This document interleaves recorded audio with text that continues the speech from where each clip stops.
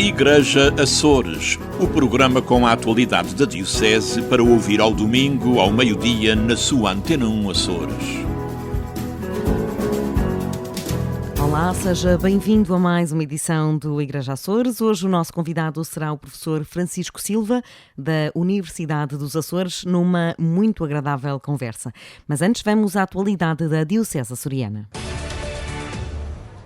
Assinala-se esta segunda-feira, 10 de outubro, o Dia Mundial da Saúde Mental. A Casa de Saúde de São Rafael, em Angra, e a Biblioteca Pública e Arquivo Regional Luís da Silva Ribeiro promovem um colóquio intitulado Saúde Mental para Todos.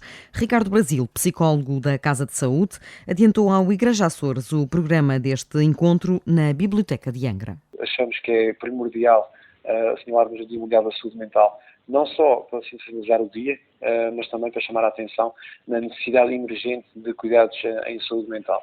Pois é uma área um pouco esquecida pela saúde, então nós achamos que seria muito interessante fazermos um colóquio na próxima segunda-feira, dia 10, Dia Mundial da Saúde Mental, onde pudéssemos abranger diversas áreas da saúde mental. Neste âmbito vamos ter uma mesa de manhã onde vamos abordar a empregabilidade na deficiência intelectual e na doença mental, e da parte da tarde optámos por ser uma mesa aberta, uma psitalk, onde com uma conversa aberta podermos juntar várias personalidades da nossa ilha, umas que fazem parte integrante do Governo Regional e outras que não estão minimamente ligadas aos cuidados de saúde mental, mas que são pessoas que têm uma perspectiva muito interessante também para contribuir para a comunidade. Vamos ter o Dr. Alberto Cabral, Diretor Regional da Saúde e Representação do Sr. Secretário, Cléo Menezes. Iremos ter a Presidente do ISA, a Doutora Paula Ramos, e depois teremos personalidades que achamos que iriam embelezar também ali o nosso contributo para a comunidade e dar uma perspectiva da saúde mental mais pessoal também, mas também baseada nas suas experiências de vida e profissionais, onde teremos a professora Graça Silveira, onde teremos também a cantora Maria Petencourt, onde vai dar um testemunho também sobre os seus desafios contra a ansiedade, e teremos o fotógrafo Luís Godinho, que irá explicar a saúde mental através de fotografias registadas quando das suas viagens por grande parte do mundo. Depois da pandemia, há feridas de saúde mental a sarar em todos os locais de trabalho. Os nossos colegas enfermeiros não tiveram o confinamento como nós tivemos, os enfermeiros, os auxiliares, o pessoal da cozinha, o pessoal da limpeza, etc. E, portanto, tiveram ali que fazer turnos extremamente desgastantes na Casa de Saúde de São Rafael, como também aconteceu na Casa de Saúde do Espírito Santo e nas outras misericórdias também.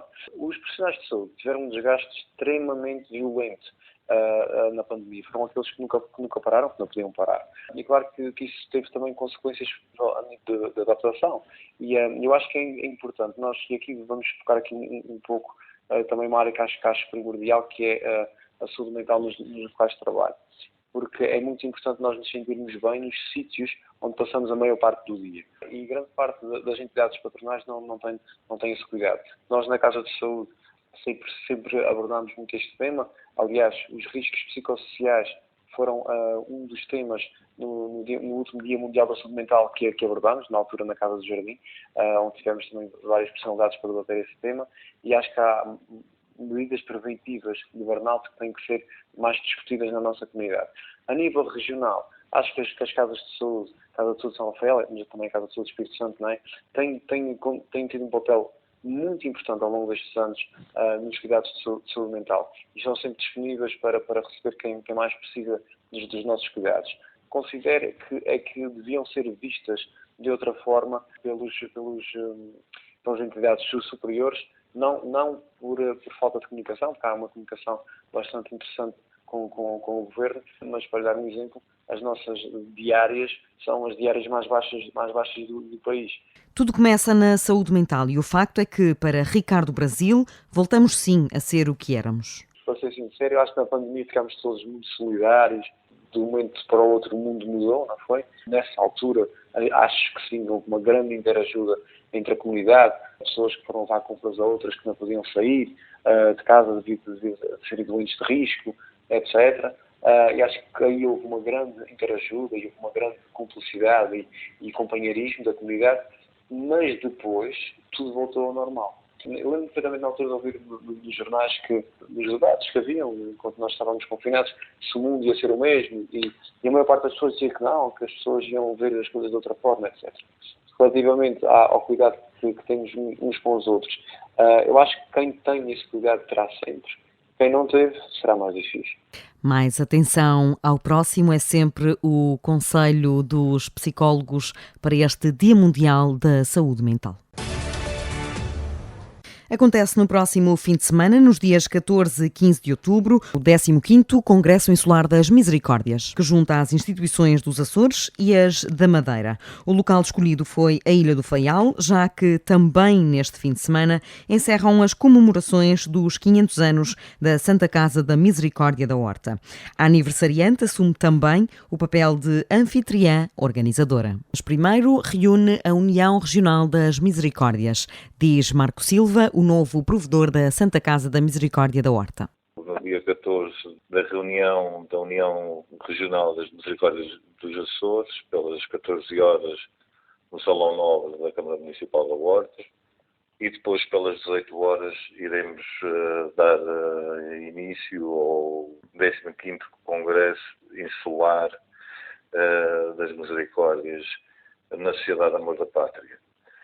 No sábado, dia 15, teremos o congresso, com início pelas 9h30 da manhã, e prevemos que o mesmo termine por cerca das 18 horas. 17 oradores divididos em 2 grandes painéis num encontro em que os desafios das misericórdias são um tema de debate no final. Desafios a que a aniversariante, a Misericórdia da Horta, não foge também, já que é a única no Faial e tem uma missão muito abrangente, diz o provedor. É um papel bastante importante, porque o seu raio de ação circunscreve-se a toda a ilha, não só o sítio onde está implantada. Diariamente prestamos apoio a mais de 400 pessoas, sejam crianças, sejam pessoas portadoras de deficiência, os idosos, pessoas também com problemas aditivos. É um número bastante considerável e, além de prestarmos apoio à população da Ilha do Faial, sempre necessário também termos pessoas de outras ilhas.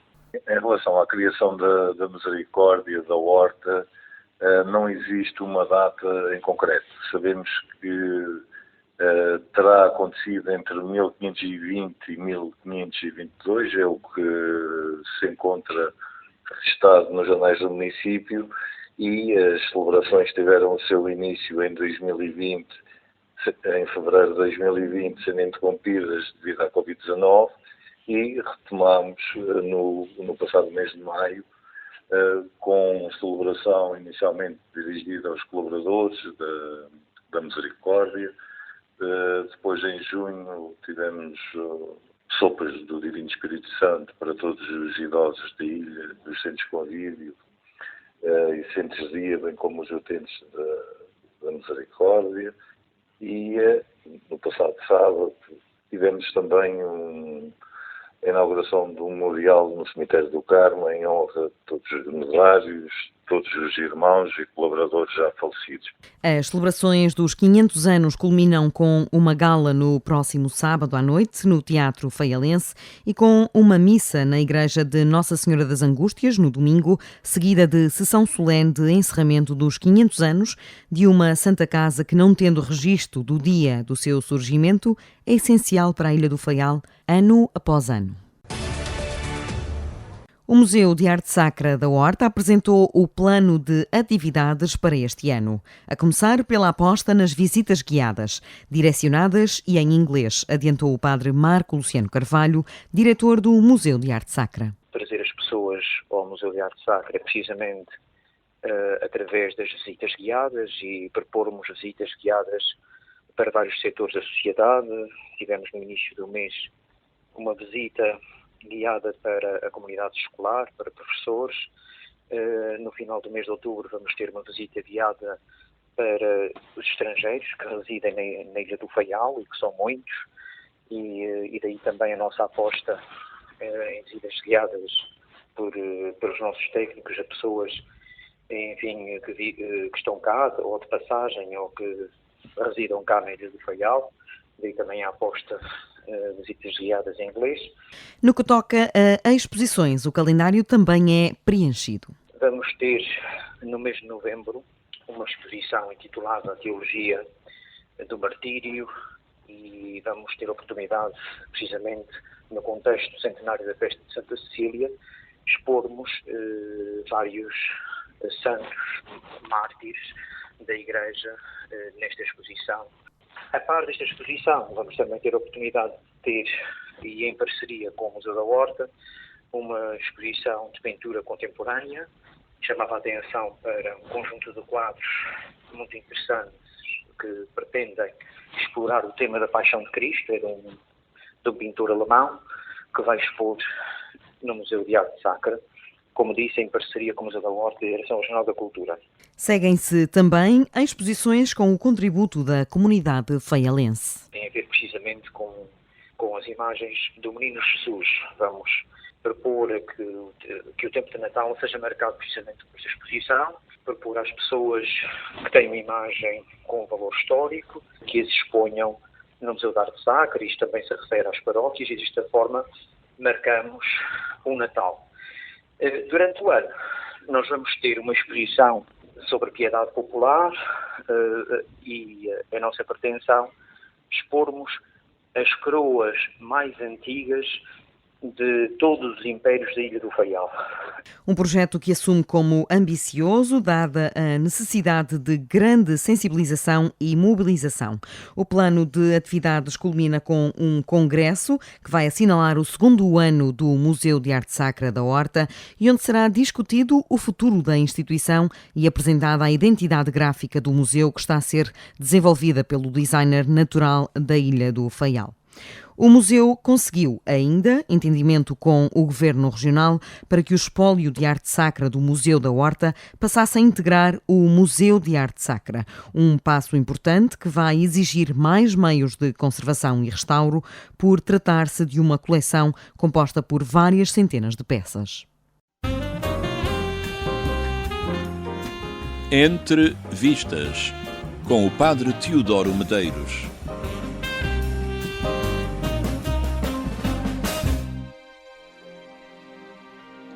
Sonata de Tóquio é dirigido pelo japonês Kiyoshi Kurosawa. Um homem perde o emprego, mas faz de conta para a sua família de que nada aconteceu. Continua a sair de casa de manhã e a regressar à tarde para não levantar suspeitas.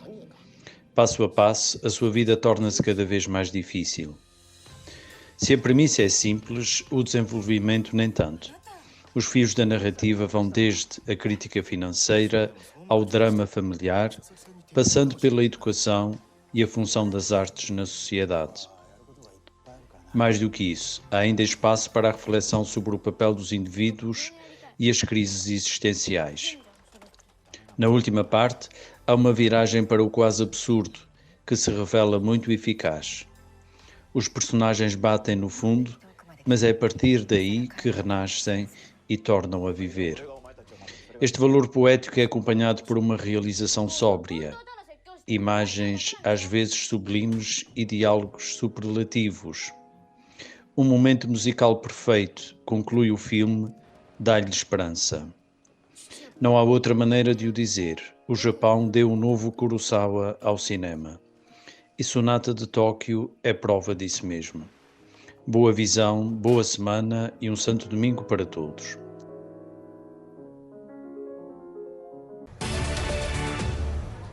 E é nosso convidado desta edição do Igreja Açores, o professor Francisco José Silva, docente de Economia e Gestão na Universidade dos Açores e um cristão bastante comprometido.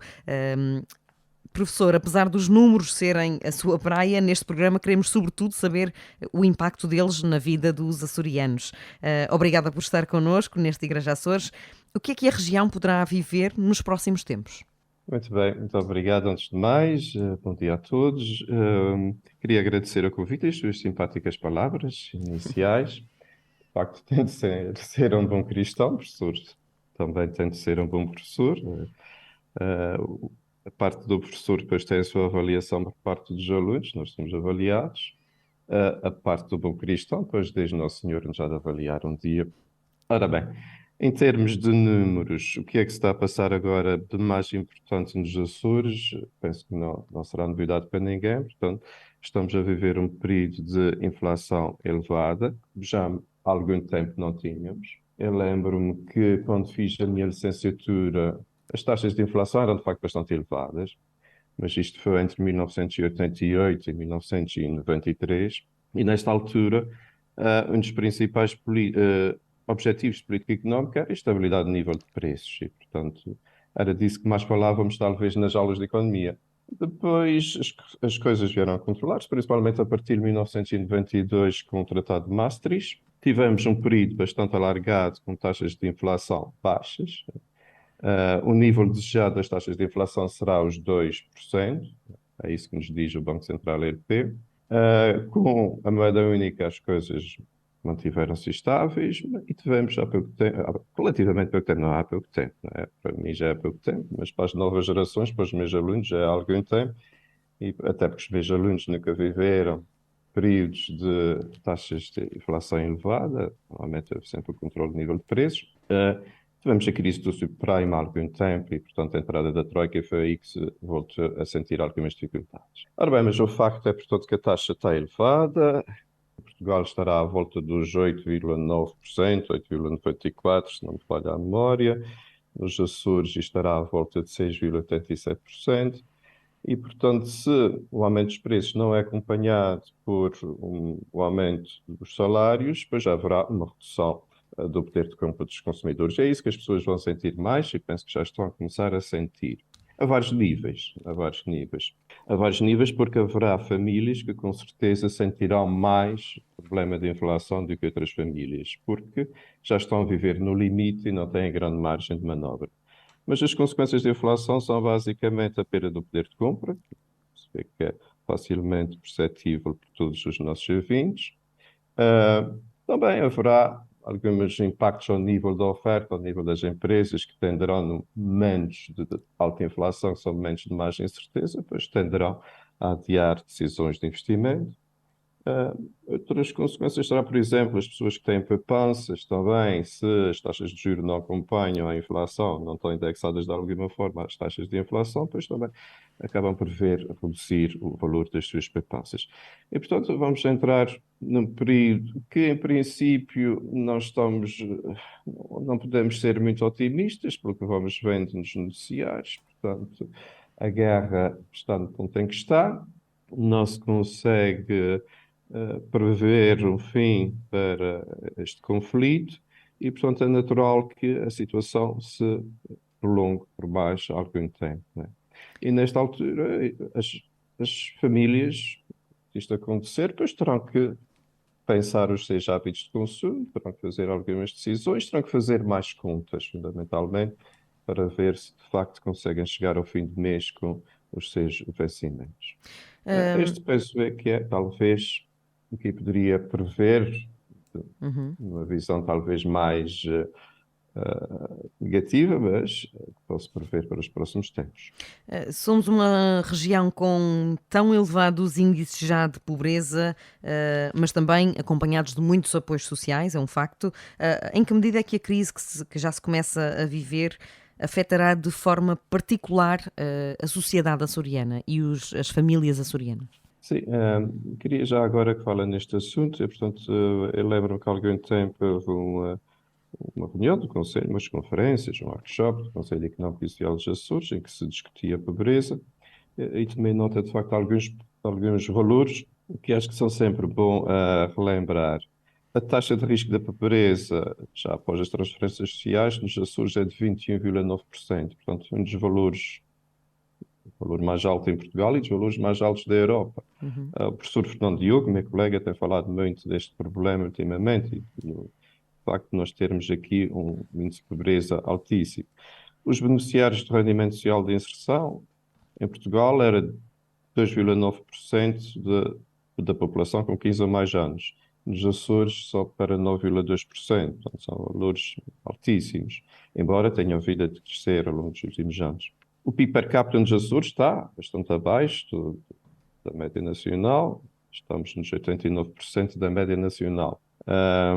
Só, pior do que nós, só está a região norte, que está a 87%.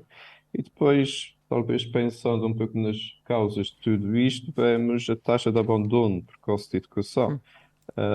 Em Portugal é de 5,9%, nos Açores a taxa de abandono precoce de educação é de 23,2%, portanto um valor muito alto. E tudo isto de facto faz, como diz, que a nossa região seja das regiões mais pobres do país, o que implica ter um cuidado maior com as pessoas que se encontram em situações mais carenciadas. E, de facto, há duas questões. Uma questão é o combate à inflação. A questão é mitigar os efeitos de inflação.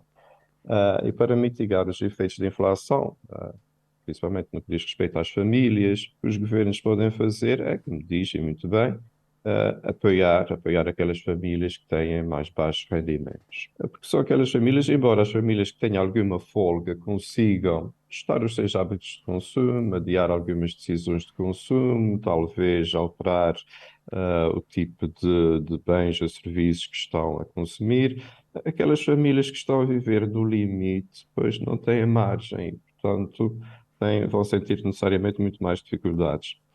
Há, de facto, um conjunto de medidas que já estão a ser tomadas pelo Governo Regional. Nós assistimos ainda esta semana a uma entrevista do Sr. Vice-Presidente do Governo, que nos falou sobre, por exemplo, o aumento ao complemento regional à pensão, a questão dos medicamentos, a Compamid, o complemento regional ao abono de família, me lembrar de outras como as deslocações, as deslocações dos doentes que se têm de deslocar entre ilhas, o próprio rendimento social de inserção que, sendo muito discutido na sociedade açoriana, penso que é importante, sendo algumas situações de carência. Claro, tem que haver controle, né? Daí a discussão, e tem sido muito debatido, alguns partidos mais à direita pois opõem-se a esse tipo de apoio, mas de facto tem sido fundamental para algumas situações que não têm outra solução. Mas até os partidos mais à direita silenciaram essa vontade nos últimos tempos, porque de facto não são tempos para cortar com os apoios sociais, até pelo contrário, não é? Vamos ter que abranger o leque, vamos ter que aumentar este leque e provavelmente chegar a famílias que em circunstâncias normais nunca precisariam de qualquer apoio social, mas que nos próximos tempos vão precisar de usufruir deles. Exatamente, e acrescentava aqui mais uma situação.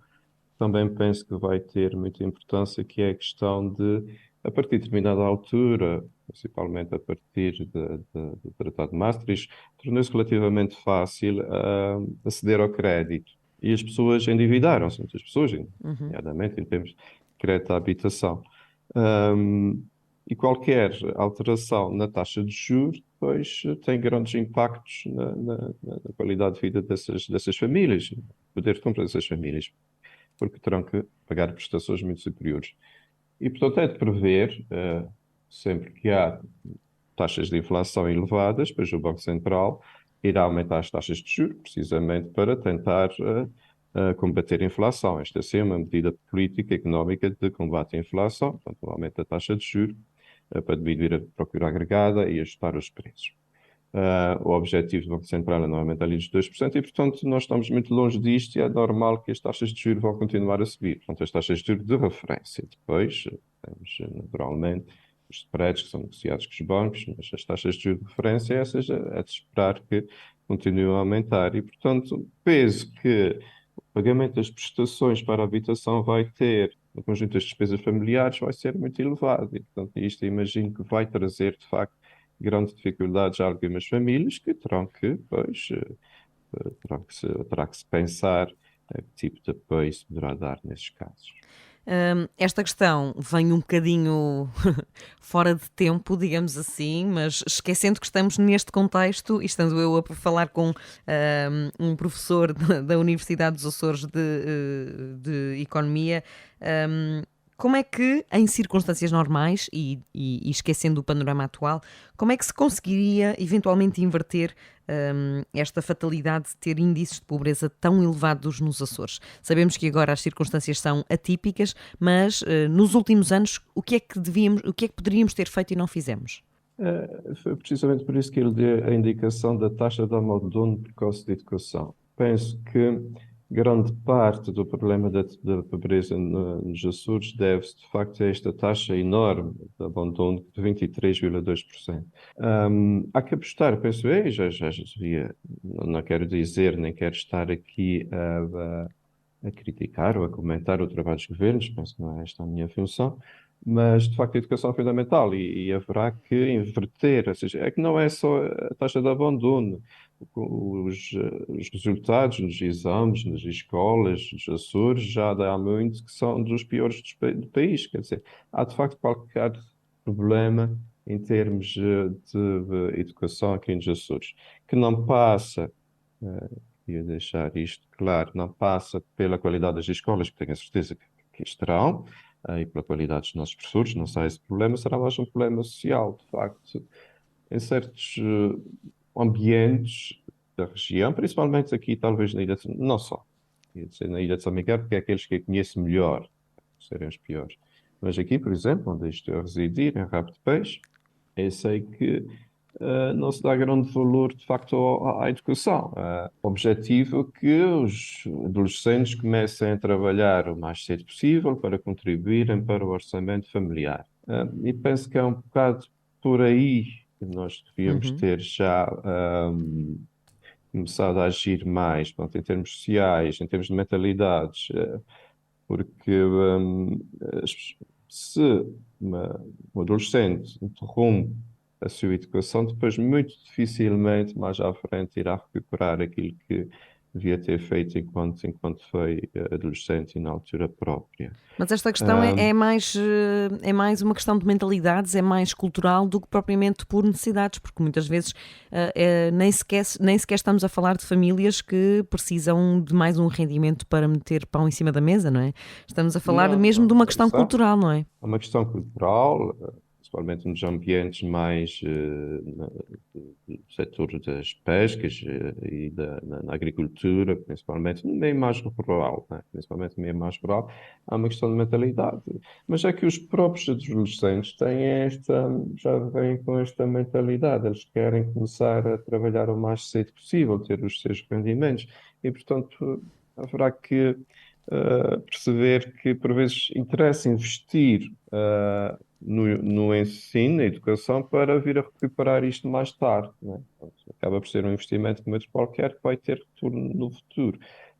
E penso que é esse tipo de mentalidade que se deve incutir, ou tentar incutir, né, nos adolescentes, principalmente, e nas suas famílias, principalmente nas zonas rurais.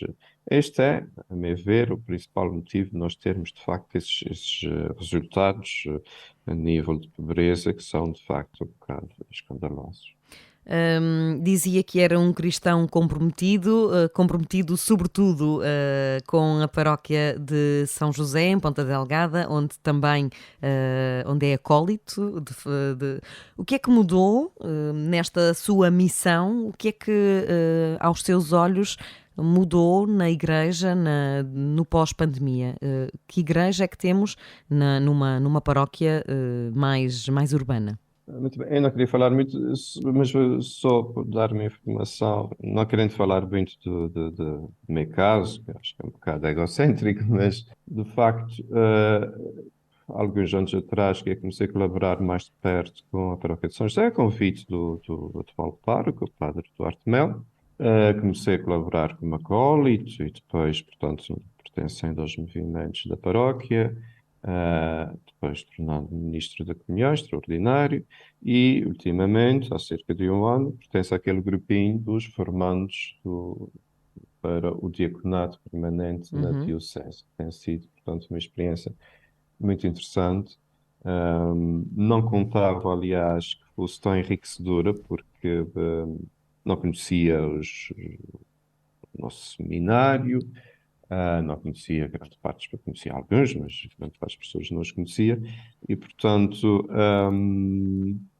estou a gostar imenso. Portanto, a qualidade que nós temos a nível do ensino nesta área no nosso seminário, com professores, de facto, com muito estudo e grande nível de conhecimento, portanto, é fantástico.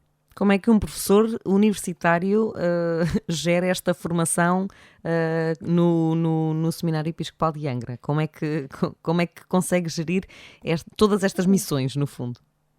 Para quem é cansativo, mas não vamos a ver. Eu tenho várias atividades além, ajuda, aliás, ter algumas atividades além da lecionação. Portanto, eu já agora, ainda não querendo mais uma vez estar aqui a contar a minha história às pessoas. Nós só podemos dar testemunhos pessoais, portanto. Mas portanto, tenho, a dada altura da minha vida, pensei que havia que fazer coisas que sempre quis fazer e, portanto, quando nós vamos chegar a uma idade que já estamos a ver, que estamos mais ou menos a meio da vida, então há que pensar o que é que se pode fazer. E, portanto, desde miúdo que tinha sempre o gosto, aliás, uma das minhas grandes vocações era, de facto, de ser um dia sacerdote. O destino assim não quis e, portanto, acabei por seguir a minha vida profissional, que não me arrependo de nada, gostei imenso. Mas depois, a dada altura, pensei que podia, de facto, ter um compromisso maior com a Igreja, né? E foi aí que decidi, também, a iniciativa do nosso anterior bispo, o Sr. Dom João, que decidi abrir esse curso de diáconos, decidi, olha, esta de facto a altura de ter a possibilidade de fazer algo com quem eu sempre sonhei e, portanto, ficar-me com o diaconado permanente. Mas tenho outras atividades, portanto, sou um professor universitário. Eu tenho alguma facilidade porque sou solteiro, portanto, acabo por ter, não tenho os compromissos familiares e, portanto, acabo por ter muita disponibilidade fora de horas de trabalho. E, portanto, para mim, mas toda a minha vida, uma semana de trabalho não são os 5 dias da semana. Para mim, o trabalho é um contínuo, porque a vida universitária não é propriamente uma vida de escritório, portanto, nós estamos a interagir com os alunos e, portanto, é uma forma de vida quase. E dá-me esta possibilidade. As aulas são à noite, a partir até das 20 horas, as aulas do diaconato. Mas isso ainda me dá tempo para outras coisas. Ao mesmo tempo, meti-me também há uns anos atrás no conservatório, a fazer um curso de música, porque de facto também tinha gosto. É um curso livre, que eu também aconselho, é muito interessante. E uma coisa que Qual é o também há alguns instrumento? anos atrás. Qual é o Diga? instrumento? Não, a formação musical só. Ok. Formação musical. Arranjar uma vaga para um instrumento qualquer no Conservatório de Ponta Delgada é muito complicado. Complicado. Já tentei, mas é muito complicado. Pronto, algum dia talvez consiga. No entretanto, eu tocando qualquer coisinha num teclado, porque mesmo com formação musical, nós sabendo onde é que estão as notas, fazemos alguma coisa. Mas sim, tem sido muito interessante. E já agora... Vocês mantêm-se quantos nesta formação do diaconado permanente? Somos 9, Ok. 9.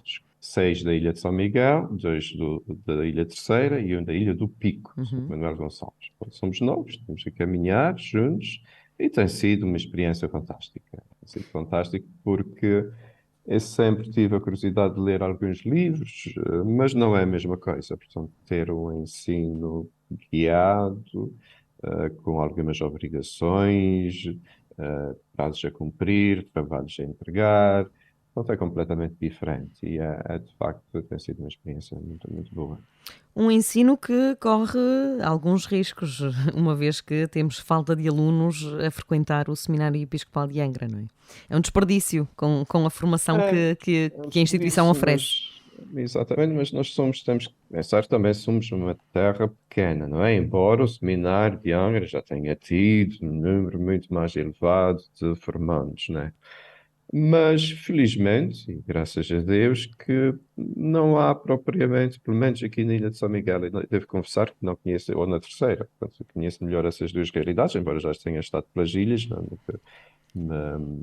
tive ligação à igreja dessas ilhas, Mas aqui em São Miguel não há propriamente um problema de falta de sacerdotes, por enquanto, graças a Deus. Portanto, o seminário tem servido para alimentar as nossas paróquias de sacerdotes, bons sacerdotes. Sim, mas essa Agora, há crise, uma pena de essa crise facto. chegará em breve porque há 2 anos que não entram novos alunos para o seminário. Alunos, efetivamente, que não os diáconos permanentes. Vamos voltar ao início da nossa conversa. Vou-lhe pedir que avalie o papel da Igreja neste contexto social, económico e social que estamos a viver. A Igreja é muitas vezes um parceiro, tal como as IPSS das comunidades, mas continuam a ter, nem as IPSS nem as igrejas continuam a ter apoio do Estado, quando, não raras vezes, faz algum do trabalho que competia anteriormente ao governo, ao Estado. Como é que se contorna esta situação? Como é que se consegue apoiar mais as instituições, inclusivamente a Igreja e as IPSS que prestam este auxílio, normalmente um auxílio mais assistencial às comunidades? Sim, começava por dizer que, de facto, penso que as paróquias terão uma grande importância numa situação de crise ou numa situação em que se adivinham grandes dificuldades económicas, principalmente para as famílias de mais baixos rendimentos. As paróquias, em geral, através dos seus centros sociais paroquiais, alguns formados constituídos em PSS, têm uma função, têm tido, penso que terão cada vez mais uma função muito importante com o relacionamento com os mais pobres. Através da distribuição de alimentos, em alguns casos, através de centros de apoio aos mais idosos, centros de dia, através das creches para as crianças. As creches é um assunto que me preocupa um pouco, porque eu sei que há, de facto, grande falta de creches na região, mas a mim preocupa-me com as crianças de famílias mais carenciadas. E, portanto, penso que os centros paroquiais deverão ter esta preocupação de as creches que não sejam para substituir simplesmente ou fazer um papel que será das outras creches quaisquer, porque nós temos um compromisso especial para aqueles mais pobres. E conheço mais de perto a realidade do Centro Paroquial de São José. De facto, têm existido algumas dificuldades, mas nós temos tido, no nosso caso, apoio do Governo Nacional, em vários níveis, obviamente a pagamento de vendas. Houve agora uns problemas que estão a ser resolvidos, mas até agora que temos tido, não podemos dizer que não temos, portanto, apoio do Governo. Temos tido algo. Claro que quanto mais melhor, e há muito que fazer ao nível do combate à pobreza, mas penso que o Governo Regional também não está fechado a ajudar os centros sociais, as paróquias, naquilo que for necessário para desempenhar esta função. Eu penso que os centros sociais não deverão ser apenas a substituição de serviços prestados por outras instituições, sejam públicas, sejam privadas, são diferentes. São diferentes porque aquilo que se faz numa paróquia não é feito por decreto, é feito por amor ao próximo, por fraternidade.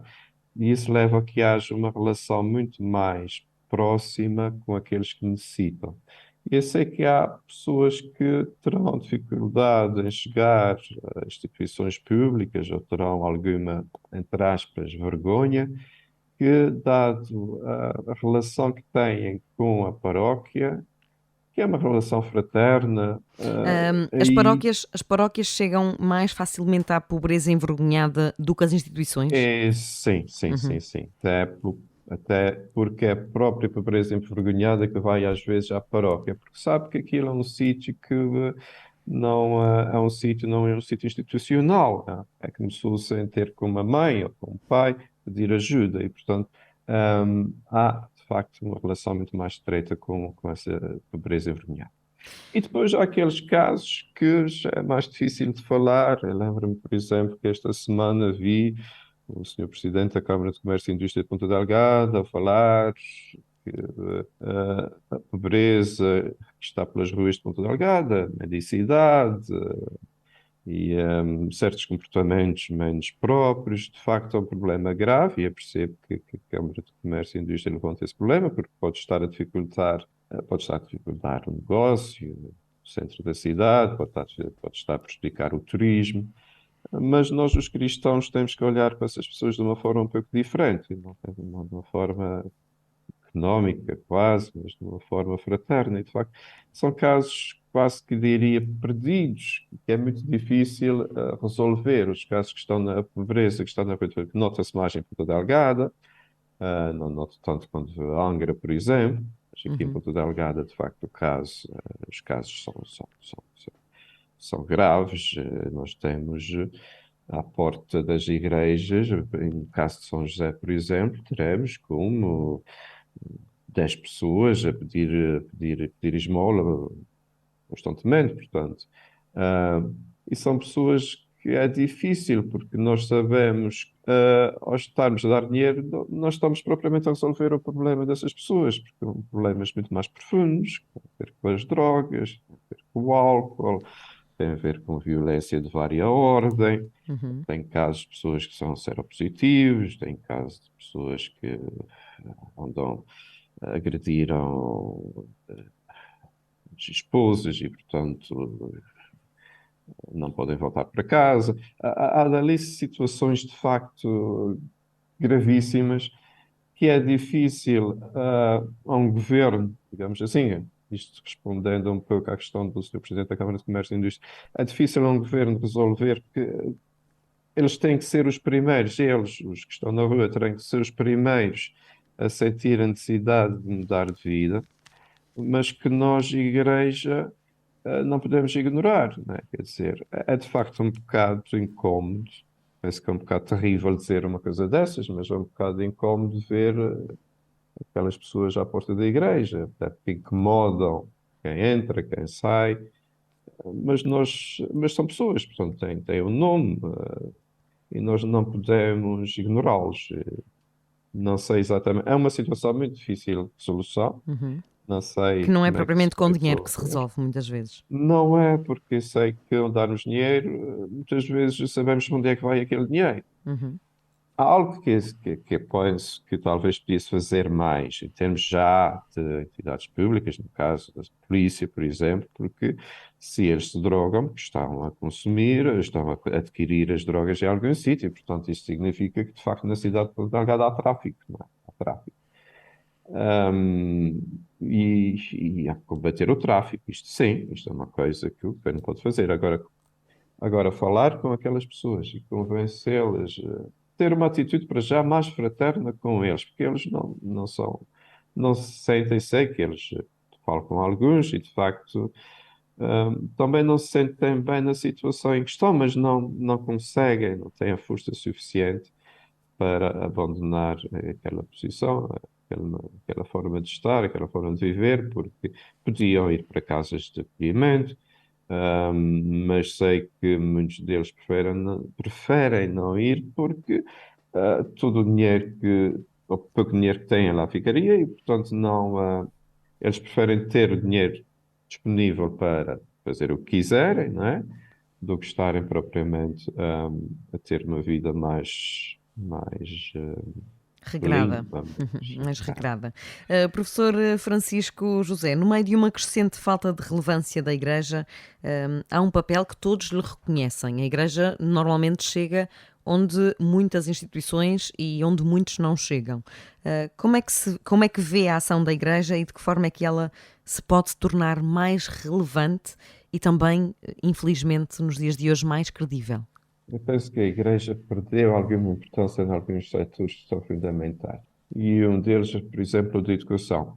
Já agora que sou professor, eu senti isto um bocado, porque eu lembro-me, por exemplo, do ano passado ainda, receber um telefonema de uma senhora de Continente, que a filha vinha estudar para São Miguel, a nossa universidade, e gostava que ela cá ficasse, mas ficasse numa casa que fosse ligada à igreja, porque sentia-se, é uma pessoa muito religiosa e sentia-se mais segura em ter a filha num ambiente religioso que ela sabe que é de plena confiança.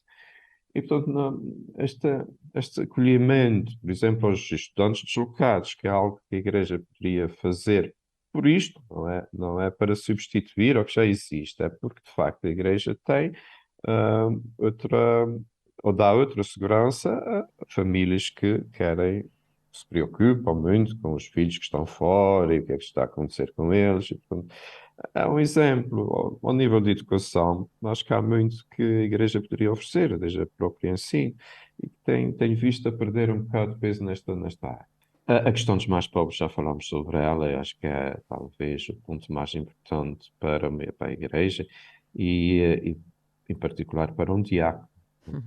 Nossa principal função, além de anunciar o Evangelho, obviamente, mas penso que a principal função que se deve dedicar a um diácono é precisamente a cuidar dos mais pobres.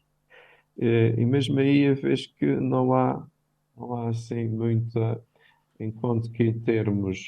Há pouco acabei por não responder à questão da Igreja após o Covid. De facto, as pessoas habituaram-se a ficar em casa, mas eu não noto muito isto, pelo menos em Ponta Delgada, em São José, portanto, as celebrações estão cheias, portanto, haverá uma outra missa, claro, as missas durante a semana, mas continua aí muita gente às celebrações, e penso que o problema da Igreja não está propriamente na parte litúrgica, que essa acho que está muito bem, estará talvez no campo social em que poderá fazer mais qualquer coisa, porque não só pelos tempos que correm, mas também por facto de haver muita pobreza em algumas das nossas ilhas, e aí penso que há que fazer.